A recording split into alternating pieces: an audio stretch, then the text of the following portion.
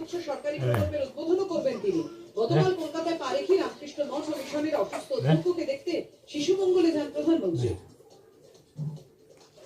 সাংবিধানিক আদালত থেকে এবার মানুষের আদালতে অভিজিৎ গঙ্গোপাধ্যায় কলকাতা হাইকোর্টের বিচারপতির পদ থেকে ইস্তফা দিলেন। রাষ্ট্রপতি ও সুপ্রিম কোর্টের বিচারপতিকে পাঠালেন ইস্তফা পত্র। হাইকোর্টের প্রধান বিচারপতি টি.এস. শিবনারায়ণের চেম্বারে গিয়ে ইস্তফা পত্র জমা দেন তিনি। ইস্তফা দিয়ে বিজেপিতে যোগ দেওয়ার ঘোষণা অভিজিৎ গঙ্গোপাধ্যায়। একটা স্বপ্ন যখন সেই তালপাতার সেপাই রাজনীতিতে দাঁড়াতে চাইছিল তখন সে চায় যে তার বিভিন্ন সিনিয়র নেতা যারা আছে তাদের নামে একটা বদনাম উঠিয়ে দিতে। সেই জন্য এই কাজটা করা হয়েছে। দাঁড়াবেন আমি কি ভয় পালিয়ে যাবো? যদি আমাকে বিজেপিতে বিরুদ্ধে দাঁড় করায় আমি কি ভয় পালিয়ে যাবো? তার একটা পরিষ্কার দুর্বৃত্ত দল আছে, কেমন হারবে? তাদের মোকাবিলা করেই তাকে লক্ষ লক্ষ ভোটে হারাবে। যারা নেতা তারা আমার নাম নেয়, তারা ভাব বাচ্চে কথা বলে। আর প্রাক্তন বিচারপতিও ভাব বাচ্চে কথা বলেছে, আমার নাম নেই। উনি বলেছেন যে I approach the BJP and BJP approach.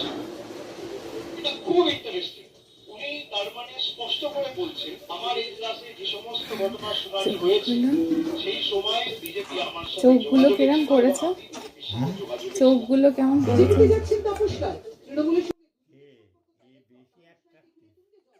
ঠাকুরের ইচ্ছা এ দেখতে খুব ভালো, এ বেশি আকর্ষণীয়, মুখটা কি মিষ্টি, এটাও ভালো, এর গায়ের রং খুব পরিষ্কার, মুখটাই কিন্তু ভালো কালার।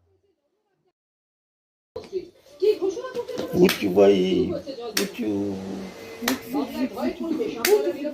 জানিয়েছে রাজনৈতিক দলগুলি দাবি নির্বাচন কমিশনের কি করে নিরপেক্ষভাবে কাজ করতে হয় জানি কড়া বার্তা কমিশনের। ভোটে আর্থিক দুর্নীতি রুখতে তৎপর নেই হাইকোর্ট দপ্তরের মতো কেন্দ্রীয় এজেন্সি। ভুয়ো বা ছাপ্পান্ন টাকা চলতে কড়া নজর। এই আবার দুধ তুললো, এ যে খুব দুধ তুলে আর এক ঘন্টা পিছিয়ে বহু টাকা নিষ্পৃঙ্খল বহুদলীয় অনুমতি বিধাননগর পুলিশে। দুধ তুলে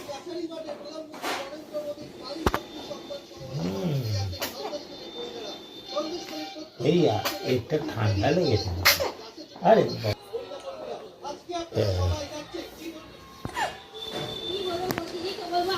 ওর মাথাটা ওপরে উঠে গেছে একটু এদিকে, এটা ছটফট বেশি হচ্ছে তো, ও বেশি করতো, হ্যাঁ ও পেটের মধ্যে সারাক্ষণ বড় ওরকম ভাই, বেশি মারতো। বড় ভাই হিসাবে চোখে না লাগিয়ে দেয়, একটু সরিয়ে দিয়ে না না কিছু হবে না। পারে না।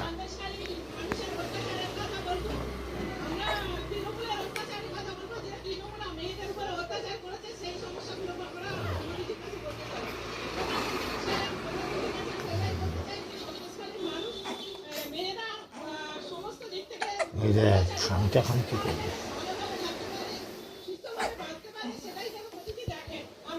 এই দিকে বলে বলে বোমাতি করো, এই যে এই এই এই আমাদের জমি জায়গা লুটে গেছে, কিন্তু তাও আমরা পিছপা হইনি।